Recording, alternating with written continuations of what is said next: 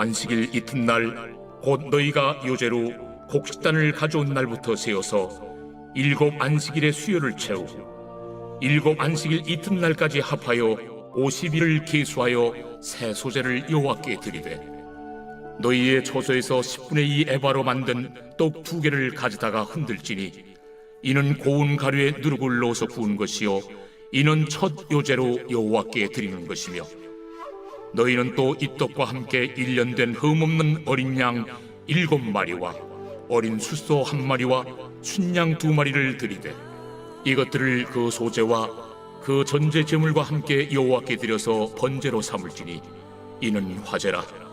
여호와께 향기로운 냄새며 또 순염소 하나로 속죄제를 드리며 1년 된 어린 순양 2마리를 화목 제물로 드릴 것이요 제사장은 그 첫 이삭의 떡과 함께 그 2마리 어린 양을 여호와 앞에 흔들어서 요제를 삼을 것이요 이것들은 여호와께 드리는 성물이니 제사장에게 돌릴 것이며 이날에 너희는 너희 중에 성의를 공포하고 어떤 노동도 하지 말지니 이는 너희가 그 거주하는 각처에서 대대로 지킬 영원한 규례니라.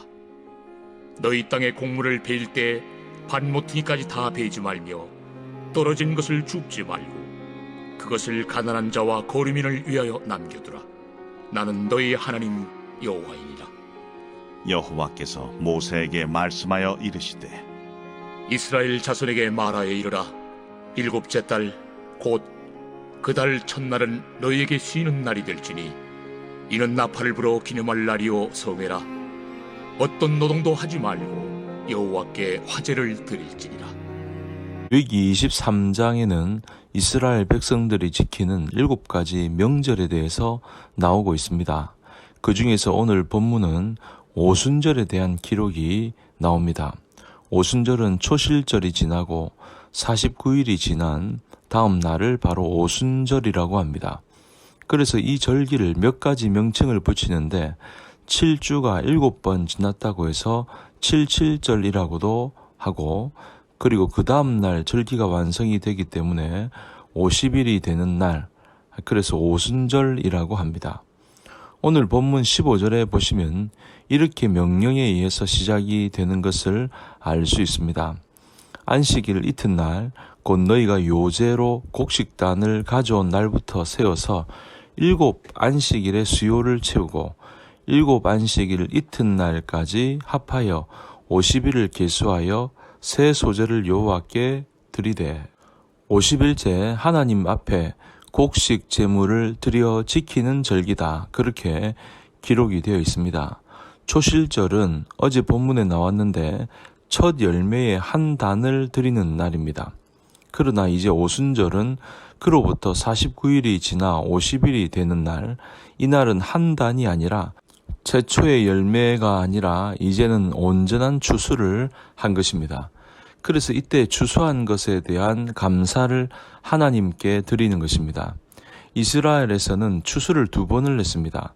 봄철 수확기에는 물과 보리를 거둬들이면서 그것에 대해서 감사를 했고 여름이 지나 가을에는 밀과 보리가 아니라 과일을 추수를 합니다. 포도, 무화과, 석류, 올리브, 대추, 야자 5개의 과일을 추수합니다. 그래서 이것을 하나님 앞에 감사하면서 드립니다. 이것을 가리켜서 이곡오과라고 합니다. 이 말씀이 더 자세하게 신명기 8장에 나오고 있습니다. 그러니까 첫 수확에는 밀과 보리를 추수하고 그래서 맥주 감사절을 드리고 두 번째 수확, 바로 과일을 추수했을 때는 추수감사절을 드리는 것입니다. 그런데 이런 밀과 보리를 추수하고 드리는 절기를 바로 오순절이라고 합니다. 바로 이 오순절 날과 더불어 6월절, 초막절이 있는데 3대 절기라고 알려져 있습니다. 이때에는 이스라엘 남자들은 반드시 예루살렘으로 와서 참여를 해야 하는 것입니다. 그런데 여러분, 이 오순절에 무엇을 하느냐? 그게 중요한 것입니다. 2가지 할 일이 있고 또 1가지 기도 제목이 있습니다. 오순절이 오면 하나님께 해야 할 2가지, 첫째는 하나님께 감사하는 것입니다. 오늘 본문의 레위기 23장 21절에 보니까 이날에 너희는 너희 중에 성회를 공포하고 어떤 노동도 하지 말지니 이는 너희가 그 거주하는 각처에서 대대로 지킬 영원한 규례니 이 날은 일단은 일하면 안 되고 쉬어야 합니다.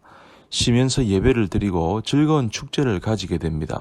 그러면 핵심되는 것이 뭐냐? 오늘 본문에는 일하지 않고 쉬는 것만 강조가 되어 있습니다.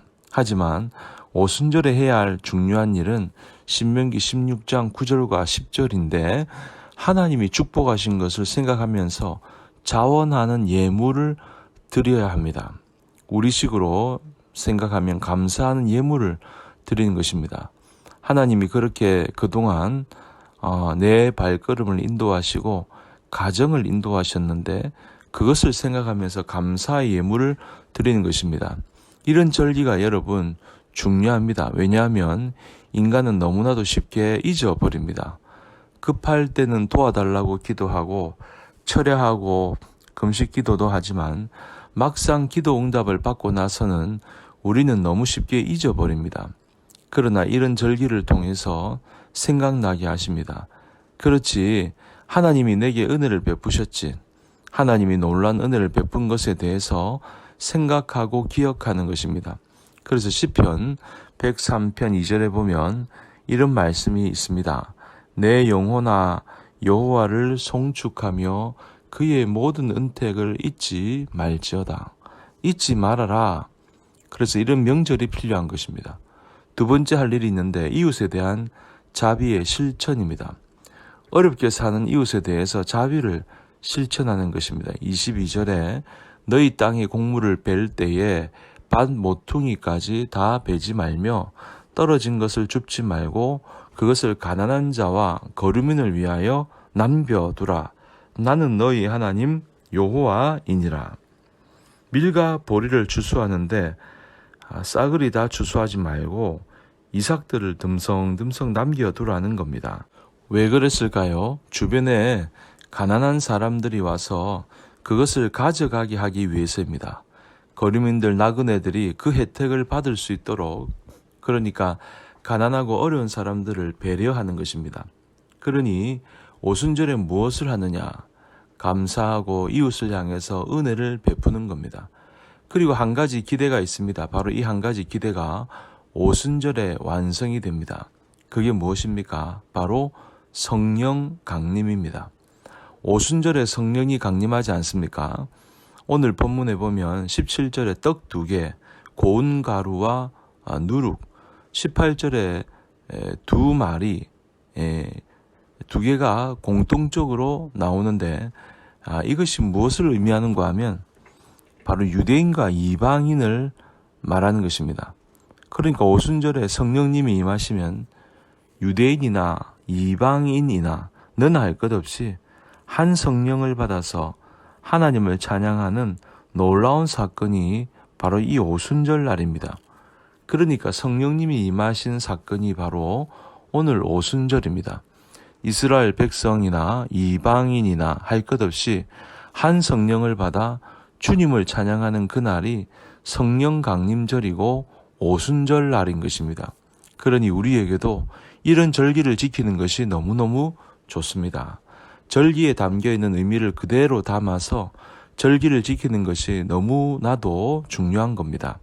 하나님의 은혜를 잊지 말고 그 은혜를 날마다 기억하며 이웃에게 자비를 실천하며 나아가서 성령님이 충만하게 우리 속에 임하셔서 이방인이나 믿는 자나 할 것 없이 하나님을 찬양하고 예배하며 믿지 않는 영혼을 풍성하게 수확하며 거둬들이는 그런 일들이 일어나기를 주님의 이름으로 간절히 축원합니다.